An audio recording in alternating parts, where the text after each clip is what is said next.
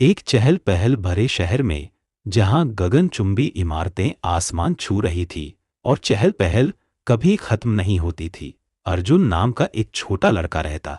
हर सुबह जब सूरज क्षितिज के किनारे को छू रहा होता, अर्जुन गली के कोनों पर अखबारों का एक बोरा उठाए मिलता। अर्जुन के लिए जिंदगी मुश्किल थी। उसके पिता, जो परिवार के इकलौते कमाने वाले सदस्य थे, अचानक चल बसे और अपने पीछे एक छोटी सी नुक्कड़ की दुकान से होने वाली मामूली कमाई ही छोड़ गए।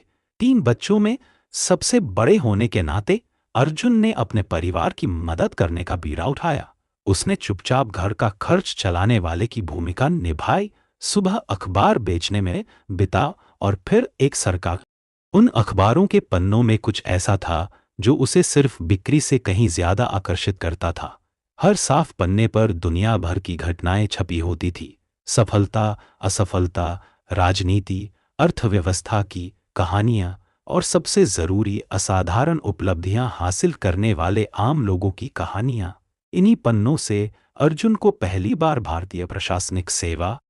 एक सुबह जब वह अखबारों की व्यवस्था कर रहे थे, तो अर्जुन की नज़र एक आईएएस अधिकारी के बारे में एक समाचार पर पड़ी, जिन्होंने एक दूर दराज के गांवों की शिक्षा व्यवस्था में बदलाव लाकर महत्वपूर्ण सामाजिक प्रभाव डाला था।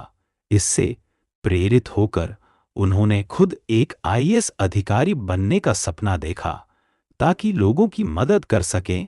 और उनके नए उत्साह से भरकर अर्जुन ने पूरी लगन से अपनी पढ़ाई पर ध्यान केंद्रित किया। वह रात रात भर जागकर किताबों और पिछले प्रश्नपत्रों को ध्यान से पढ़ता रहता। स्कूल का पढ़ाई का दबाव और सुबह अखबार पढ़ने की दिनचर्या ने उसे थका दिया, फिर भी उसका संकल्प अटल रहा। साल बीतते गए और अर्जुन की मेहनत आखिरकार रंग लाई। उसने अपनी कक्षा में अव्वल स्थान प्राप्त किया और एक प्रतिष्ठित कॉलेज में दाखिला साथ ही अपने में बैठ गया।